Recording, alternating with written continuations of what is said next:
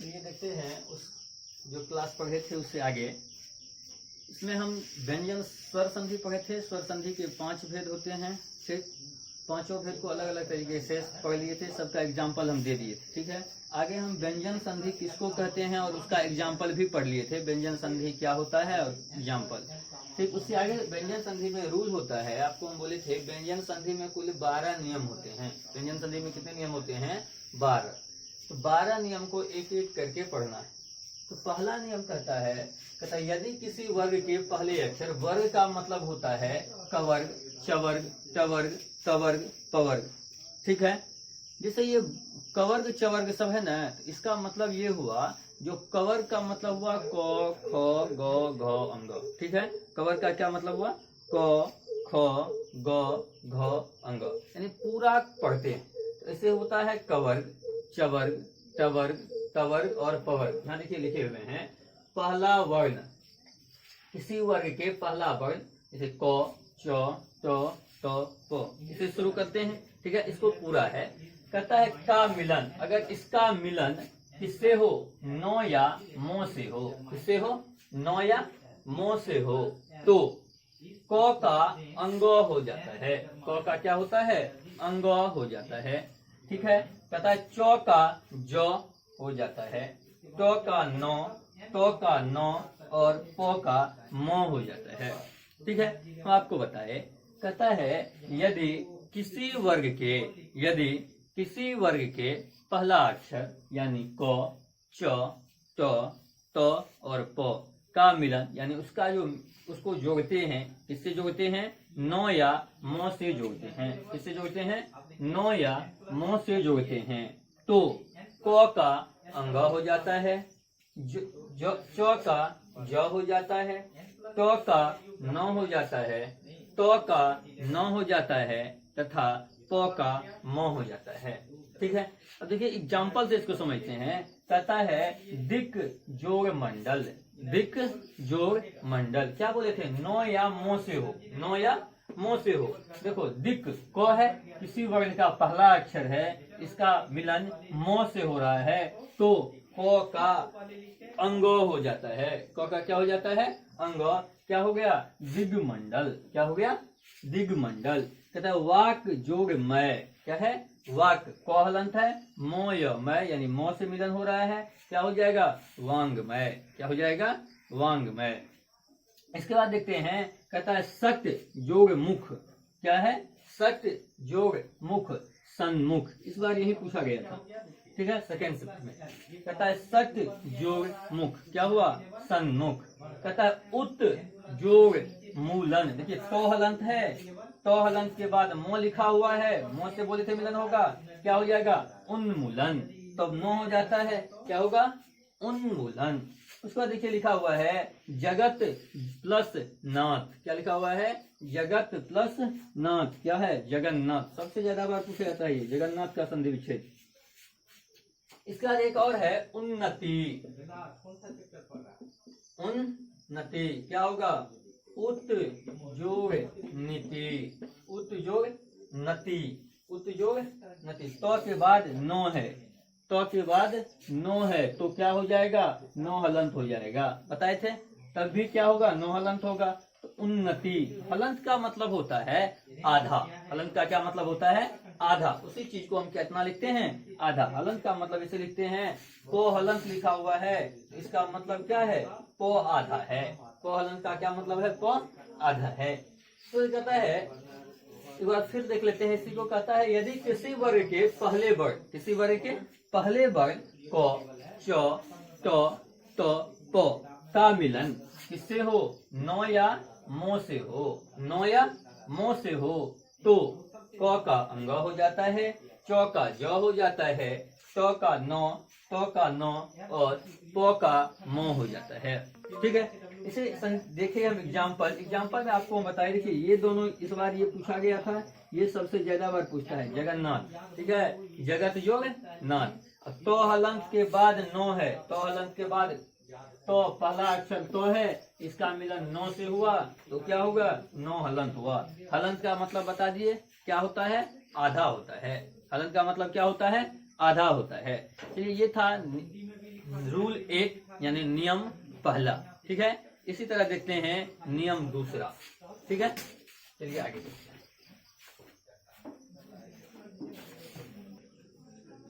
चलिए देखते हैं, कहता है कि यदि मो के बाद, इसके बाद मो के बाद क ख ग घ हो, क्या हो, मो के बाद क ख ग घ हो, तो इसका ना जो चीज रहेगा क ख ग घ, जो अक्षर रहेगा इसका क्या हो जाएगा, अंतिम अक्षर हो जाएगा। क्या हो जाएगा, अंतिम। जैसे क है, क का सबसे अंतिम अक्षर क्या होता है, अंग।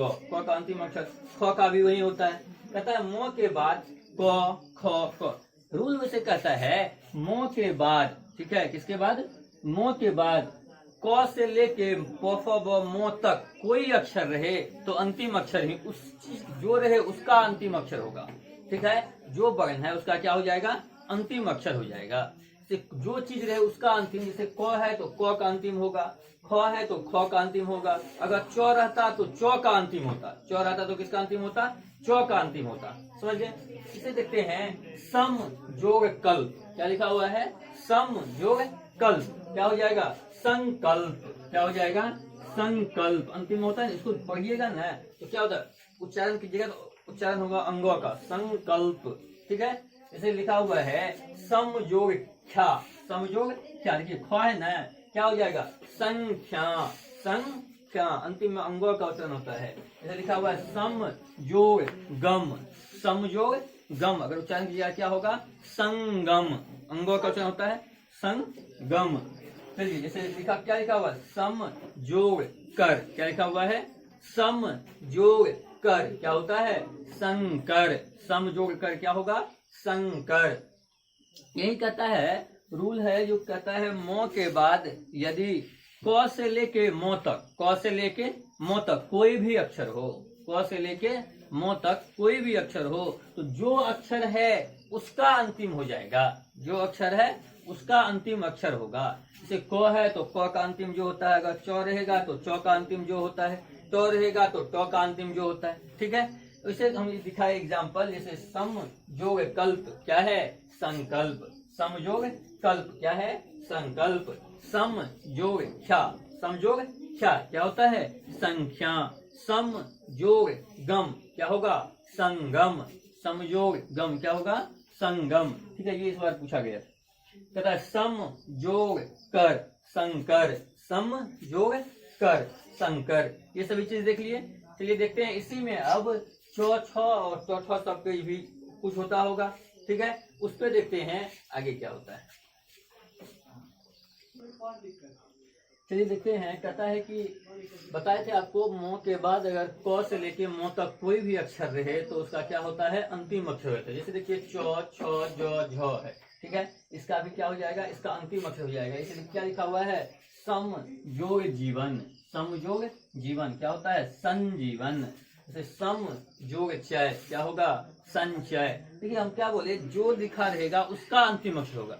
लेकिन आप एक चीज गौर देखिएगा, जिसको ये उच्चारण नहीं करने होता है, अंग होता है, यो होता है, ये सभी नहीं होता है, तो एक चीज ध्यान दीजिए, सब पे क्या देखते हैं, जिस चीज पे मो से पहले वाला अक्षर जो है, जिसे दो चीज को जोड़ते हैं और मो से पहले, जहाँ मो हलत देते हैं उससे पहले जो लिखा हुआ है सब उस पे अनुस्वार देते हैं ना। सब में आप यही चीज कॉमन देखे हुईगा, जो सब पे क्या देते हैं, अनुस्वार देते हैं। ठीक है, तो उच्चारण करने की कोई आवश्यकता नहीं है। और वहाँ एक कोई टीचर आगे एग्जाम में पूछने नहीं जाता है जो तुम क्या लिखा उसको पढ़ के सुनाओ, किन्हें न पूछता है, वहाँ क्या बोलता है, लिखना। ठीक है, लिखने के लिए उसको क्या करना है, उच्चारण से कोई आवश्यकता नहीं है, सिर्फ उसको ये देख लीजिएगा जो ऊपर में क्या देते हैं, अनुस्वार देते हैं। उच्चारण ग हो, अंग हो, च हो, ट हो, इससे कोई मतलब नहीं है। समझ गए। क्या होता है, सम जोड़ जीवन, संजीवन। सम जोड़ चय क्या होगा, संचय, सम जोड़ चय क्या होगा, संचय। किम जोड़ चित, किम जोड़ चित क्या होगा, किंचित, किम जोड़ चित क्या होगा, किंचित। देखिए इसे अब देखिए, ये क चौथा चौथा तो अंक हुआ, चौथा तो हुआ। अब देखिए मो के बाद डो है ना, चौथा वाला है, दम जोड़ दो क्या हुआ, दंड। खम जोड़ दो क्या हुआ, खंड। खम जोड़ दो क्या हुआ, खंड। ये सभी चीज है, इसको लिख लीजिए अच्छा से। अगर ये चीज आप बाद में देखें तो सम जोड़ जीवन, संजीवन हुआ, जो है तो क्या हुआ, अंतिम अक्षर चौथा का, दो है चौथा का अंतिम अक्षर हुआ। ठीक है, इसी तरह देख लेते हैं चौथो और पोफो का एक एक एग्जाम्पल। ठीक है, सबका एग्जाम्पल होना जरूरी है, नहीं तो आप बोल दीजिएगा सर इसका एग्जाम्पल लगता है, होता ही नहीं है। ठीक है, एक एग्जाम्पल उसका भी होता है। जैसे देखिए लिखा हुआ है सम जोड़ देह, क्या होगा, संदेह, क्या होगा, संदेह। सम जोड़ देह, देह दो किसका है, चौथो का है। जैसे देखिए क्या लिखा हुआ है, सम जोड़ तोष, क्या होगा, संतोष, क्या होगा, संतोष। क्या होता है, सम जोड़ तोष, उसका क्या होगा, संतोष। इसी पे देखते हैं क्या लिखा हुआ है, किम जोड़ नर, क्या होगा, किन्नर। किम जोड़ नर, क्या होगा, किन्नर। एक एग्जांपल और देख लेते हैं मो वाला, सम जोड़ पूर्ण, क्या होगा, संपूर्ण होगा। यही सब एग्जांपल ना, देखिए हम आपको एग्जांपल पहली बार ही बता दिए थे, हम आपको एग्जांपल सिर्फ उतना ही देते हैं जो किसी न किसी एग्जाम में पूछा गया है। ठीक है, बुक में बहुत एग्जांपल रहता है, सब एग्जांपल या कोई दूसरा एग्जांपल हम नहीं देते हैं। ठीक, जो कहीं ना कहीं कोई न कोई एग्जाम में ये क्वेश्चन आया हुआ है, इसका नाम आपको लिख देते हैं। ठीक, फिर देखिए बताए सम जोड़ देह, संदेह। सम जोड़ तोष, संतोष। किम जोड़ नर, क्या होगा, किन्नर। सम जोड़ पूर्ण, क्या होगा, संपूर्ण। रूल क्या था अगर मो के बाद क से लेकर मो तक, क से लेकर मो तक कोई भी अक्षर आए, तो वह उच्चारण के अनुसार अंतिम वर्ण हो जाता है। उच्चारण के अनुसार उस जो अक्षर आएगा उसका क्या हो जाता है, अंतिम वर्ण हो जाता है। ठीक है, उच्चारण मतलब होता है कि उच्चारण वह भी जिसका उच्चारण हम नाक से करें, नासिका से अगर उच्चारण हो वही होगा। जैसे सन, देखिएगा बोलिएगा तो लगेगा नाक से उच्चारण करते हैं, संजीवन, संचय, संगम। ठीक है, वही अक्षर होगा जिसका उच्चारण किससे करते हैं, नासिका से करते हैं। ठीक है, इसका ये भी रूल होता है, अगर मो के बाद, अगर किसके बाद, मो के बाद क से लेकर मो तक का कोई वर्ण आए, कोई क्या आए, कोई वर्ण आए, कोई वर्ण आए तो, कोई वर्ण आए तो उसका, तो उच्चारण के अनुसार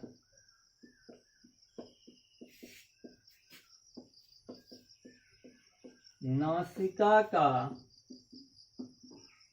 वर्ण होता है। उच्चारण के अनुसार किसका वर्ण होता है, जैसे नाक से जिसका उच्चारण करते हैं ना वही हो सकता है। अब देखिएगा सबसे अंतिम अक्षर को ही नाक से उच्चारण करते हैं, संगो, नो, पो, फ, ब, भ, क्या होता है मो। ठीक है, मो के बाद अगर मो भी आएगा तब भी क्या होगा, नाक से उच्चारण करने वाला, मो का उच्चारण कीजिएगा, नाक से उच्चारण होता है। ठीक है, इसी ये सब एग्जाम्पल देखे, आज 2 नियम को देखे।